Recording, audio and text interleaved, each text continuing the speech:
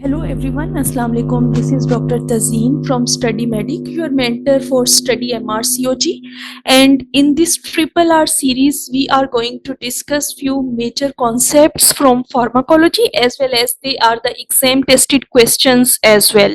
So this YouTube series is basically prepared for you guys to make your revision quick. And if you have not subscribed the YouTube channel of Study Medic, subscribe now and just click on the bell icon so that you can get an idea about the new upcoming sessions which will be uploaded in the upcoming days as well.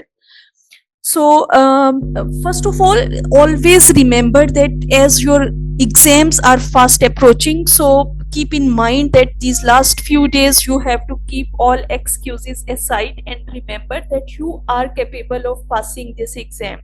And always dreams, they demand hustle. So all these hardworking days you will be able to forget once you receive your results and you will be passing your MRCOG Part 1 exam, and that would be a great success to forget all these hustles, all these hard works, all this dedication that will be fruitful once you are there. So the basic learning objective of this session is to get an idea that how the exam questions are asked in the exam.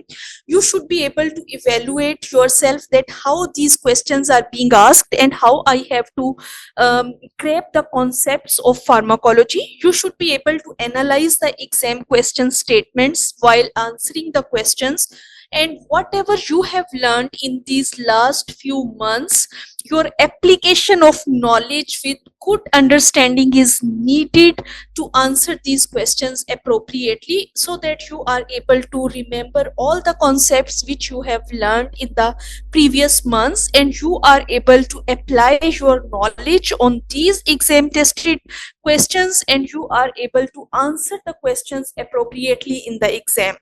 So question number 1 of the day, that is about the mechanism of drug, mechanism of antibiotic they are asking you. So one thing you have to remember, that all the important drugs you should be knowing the mechanism of actions. So the question says that what actually is the mechanism of action of clindamycin. The options are: it inhibits bacterial protein synthesis by binding to the 50S subunit of the ribosomes. It inhibits cell wall formation. It inhibits DNA gyrase. It interferes with DNA synthesis, or it is a dehydrofolate reductase. So when you will be revising your all the major pharmacology concepts, this would be very difficult to remember, but this diagram will make it easier for you. First of all, as far as the exam question is concerned, or the this concept is concerned, they are asking about clindamycin. So it binds with 50S subunits. So what are other antibiotics which are having the same mechanism of action? They are macrolides, they are linezolid, they are chloramphenicol, and then they are streptogramins. Then there are few drugs which are binding to the 30S subunit. These are tetracyclines and aminoglycosides. Okay, few are the drugs which are binding to the cell membrane. They are polymyxins. Few are bacitracins, which are basically they are binding to the cell vancomycin is there. Okay, and then cell wall synthesis, the drugs which are acting on the cell wall synthesis, these are basically the beta lactams, penicillins, cephalosporins, carbapenem, and then monobactams. They are actually inhibiting the, they are acting on the cell wall. Folate synthesis is basically inhibited by the sulfonamides and trimethoprim. So that is the reason that these drugs, they are not given in the pregnancy, or if you have to give, you have to give it with caution. And DNA gyrase, the drugs which are acting on the DNA gyrase, they are quinolones, and the drugs which are acting on the RNA polymerase, that is rifampicin. So you can remember that R for RNA polymerase and R is for rifampicin. So basically the thing is that few drugs, they are actually inhibiting the nucleic acid synthesis. Okay, these are basically sulfonamides, trimethoprim, quinolones, rifampicin. Then few are the drugs which are inhibiting the protein synthesis, who are acting on the 50S subunit and 30S subunit, and clindamycin is among one of them. And very famous exam tested question, a repeated exam tested question which you have to remember. Then there are few drugs which are acting on the cell membrane, polymyxins, and then there are few drugs which are acting on the cell wall synthesis, which are the beta lactams. So all these drugs are important, and the basic idea behind this question is that you should be able to know about all the mechanism of actions of various drugs. Now the second question is basically the drug of choice for herpes.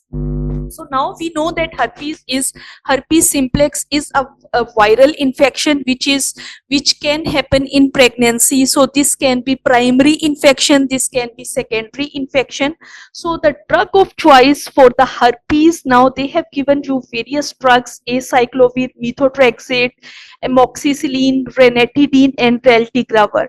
So basically this is a mix and match of drugs. Few are antiviral drugs. One, methotrexate, is cytotoxic, which is actually used in medical management of ectopic pregnancy as well as in other various medical disorders. It can be used. Amoxicillin is antibiotic. Okay, then ranitidine and raltegravir. Here the answer is basically acyclovir, which is the drug of choice for herpes, which you have to remember. Now the question number 3 of the day says that the patient taking 200 milligrams carbamazepine, and which is the best contraception for her. Now why they are basically specifically mentioning that, why this drug is being mentioned and why they are asking about contraception, the basic idea is behind this question are the drug interactions. So whenever various drugs are there, some can be enzyme inducers. When these drugs are taken, then there can be drug interactions with the combined oral contraceptive pills. So we have to see that which one is the most suitable contraceptive option for the patients. Okay, and this is the reason behind this question, that they want to know that whether you are aware that if the patient is using enzyme inducers, so what can be the most suitable option for these patients. Always remember that intrauterine contraceptive device, intrauterine system, Mirena, and depometroxyprogesterone acetate, they are not affected by the enzyme inducers. This is again a very major concept which you should be able to understand. If the patient is taking oral contraceptive pills, if they are taking lamotrigine, so these pills, they will decrease the level of lamotrigenes. Enzyme inducers, now they are using the word enzyme inducer, and they have given you a drug which is carbamazepine. But you should be able to know that what are other enzyme inducers which can have drug interactions. So the enzyme inducers which are mainly used in the patients with epilepsy, they are carbamazepine, phenytoin, phenobarbital, primidone, and topiramate. And always remember that sodium valproate is non-enzyme inducing agent.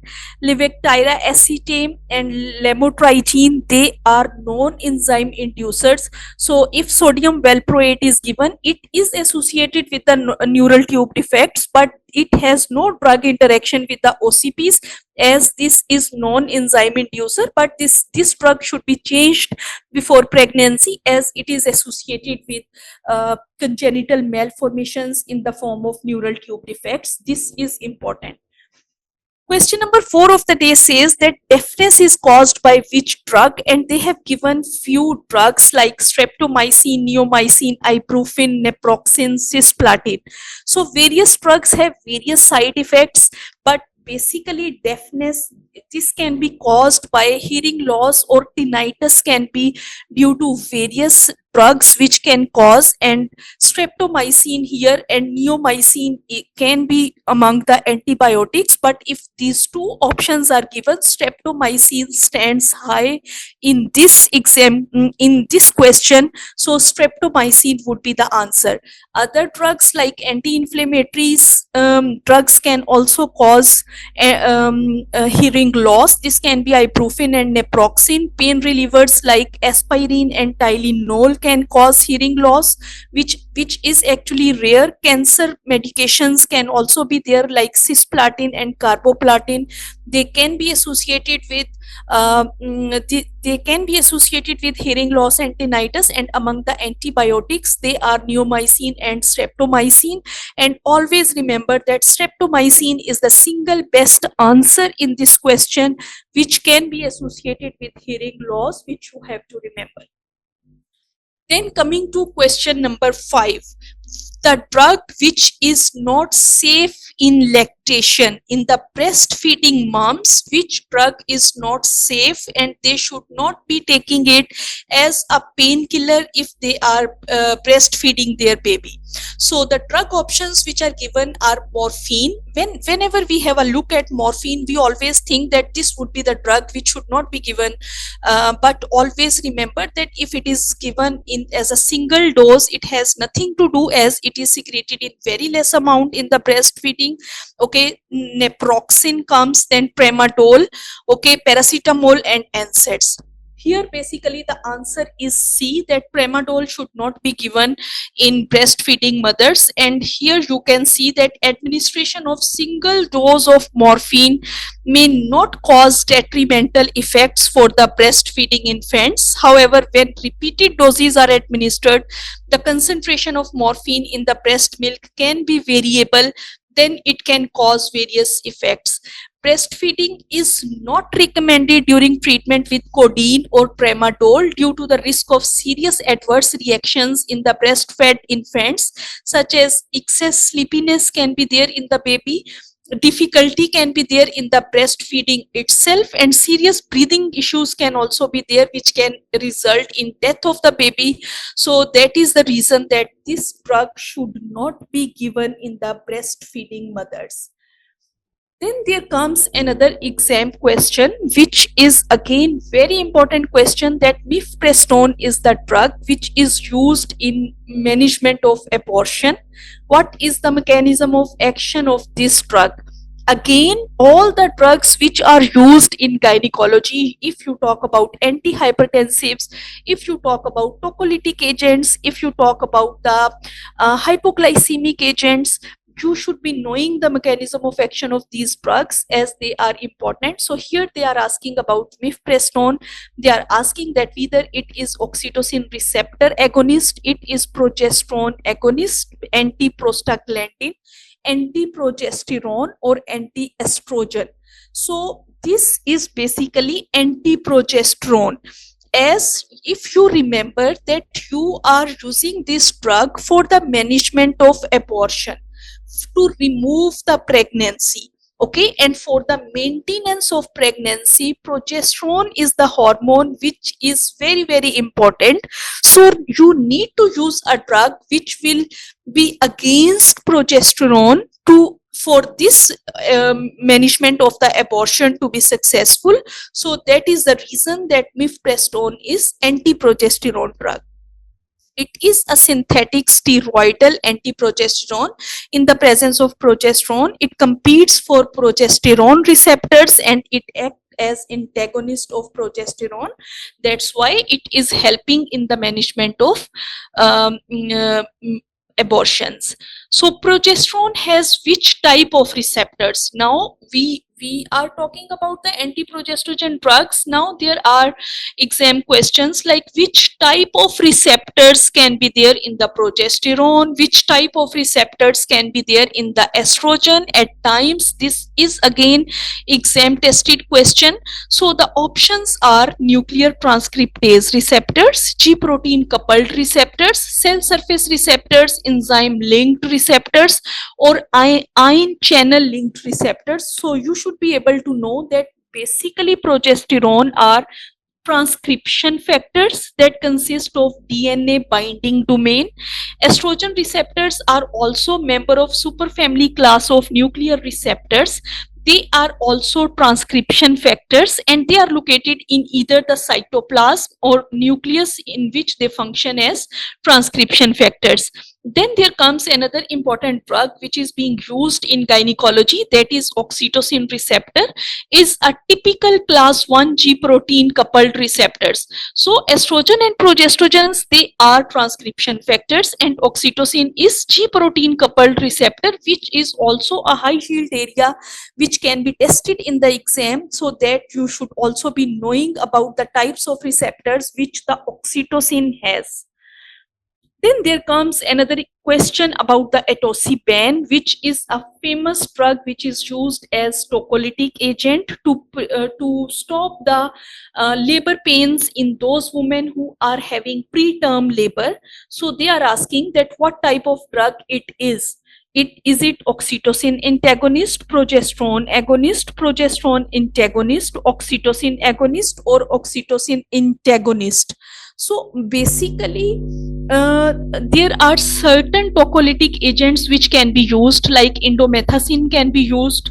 Then nifedipine is a calcium channel blocker which can be used. Indomethacin is an NSAID, okay, but you should be knowing that it can be associated with oligohydramnios, and this you should be knowing that this you have to be very cautious about that. Magnesium sulfate and terbutaline, they all are the uterine relaxants.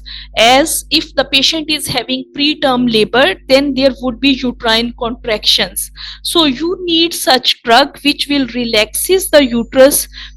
So these all are the uterine relaxants and they are known as tocolytic agents. Now, among the atosipan, this binds to the oxytocin receptors.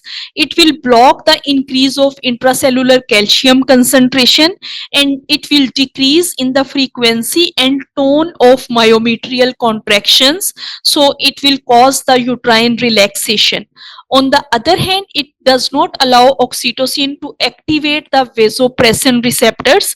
So no uterine contraction and no vasoconstriction, and it reduces the uterine contractions and relaxes the uterine arteries, which in turn increases the blood supply to the uterus.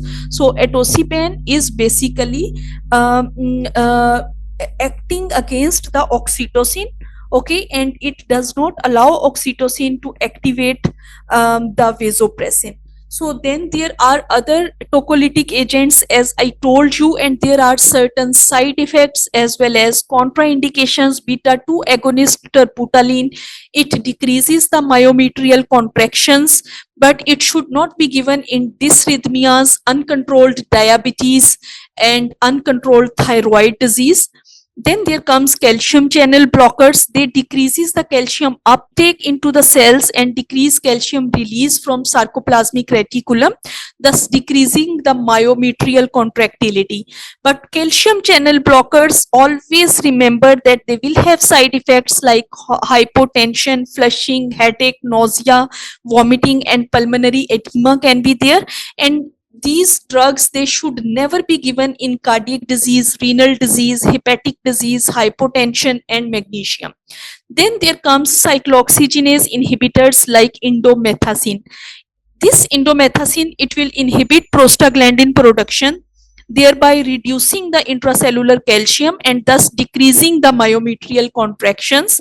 It can cause heartburn and nausea, closure of the ductus arteriosus, pulmonary hypertension, oligohydramnios, and hyperbilirubinemia are the major side effects of indomethacin. It should not be given in thrombocytopenia, coagulation disorders, renal disease if it is there, gastritis if it is there, and non-steroidal anti-inflammatory drugs. Then there comes magnesium sulfate. Magnesium sulfate is a competitor of calcium at the receptor, decreasing calcium uptake into the myometrium. Okay, so it causes muscle weakness, diplopia, flushing, lethargy, headache, pulmonary edema, and cardiac arrest. It can cause hypotonia, respiratory depression, and lethargy, and it should not be given in maternal neuromuscular disorders, as this is basically a competitor of calcium. So this should not be given in those disorders. Question number 9, coming to the next question, they are asking about the carboprost, which is a drug which is actually used in the management of, it can also be used in the management of postpartum hemorrhage. So they are asking which type of drug it is, whether it is prostaglandin F2 alpha, prostaglandin E1, E2, whether it is a tocolytic agent or it is anti-glycemic drug. So it is basically prostaglandin is F2 alpha, and it is contraindicated in asthmatic patients. So if the exam scenario is like that the patient is having postpartum hemorrhage but she is also asthmatic, then this drug should not be given in those patients who are asthmatic. It is a prostaglandin F2 alpha in which the hydrogen at position 15 is substituted by methyl S configuration. So this is basically carboprost. Now coming towards the again mechanism of action. So now you should have an idea that mechanism of action of various drugs, they are very important.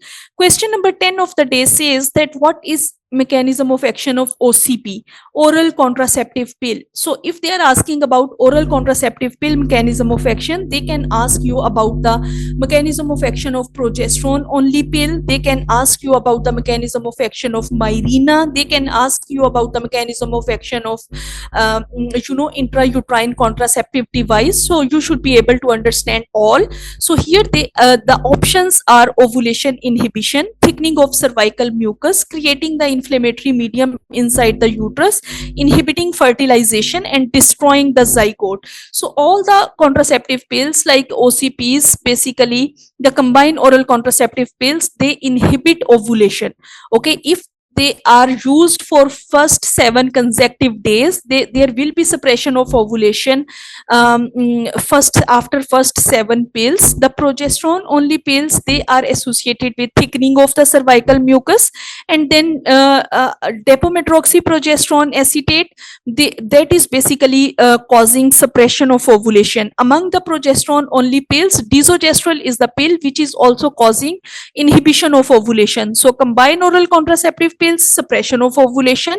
Progesterone only pills, they are causing thickening of cervical mucus. Desogestrel is also suppressing ovulation, and depometroxyprogesterone acetate, that is actually causing suppression of ovulation. And these are the mechanisms of actions which can be asked among the contraception. So which group of drug can cause hyperprolactinemia? Okay, again this is important exam question, that how the whenever a patient with hyperprolactinemia or secondary amenorrhea is coming up to you, so you have to rule out that whether there are any drugs the patient is taking. After ruling out other important aspects that which can be cause of these raised prolactin levels, so metoclopramide, promethazine, cyclizine, ondansetron, paracetamol. So here basically metoclopramide is the culprit which can be a causative agent which is leading to raised levels of prolactin hormone. Otherwise there can be antipsychotic drugs, antidepressants, okay, then psychotropic drugs.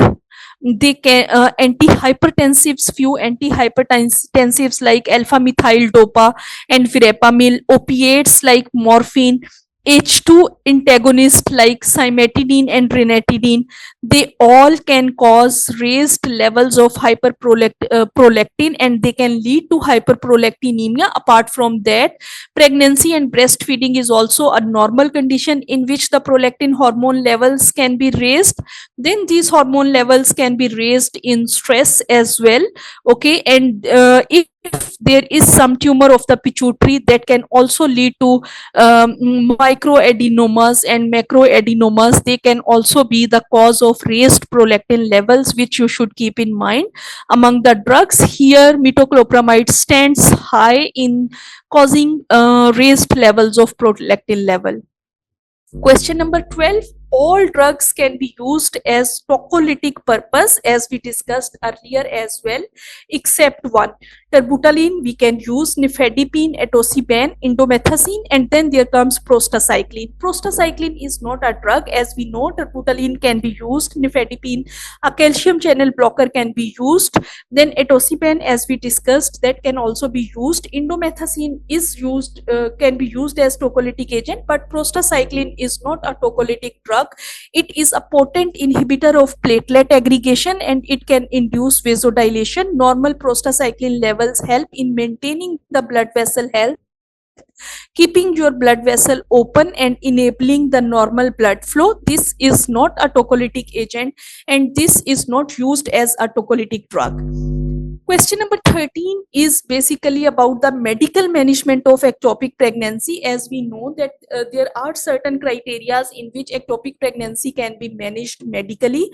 So depending upon the size of the sac, depending upon the beta HCG levels, depending upon the fetal cardiac activity, if it is absent, patient is not having any contraindication to the methotrexate, or patient is not having any allergies to the methotrexate, methotrexate can be used as medical management. Or if the patient is having no severe pain or vitally stable, then medical management can be used. So among the medical management options, which is the option which drug is used, basically methotrexate, cyclophosphamide, KCl, bleomycin, paclitaxel.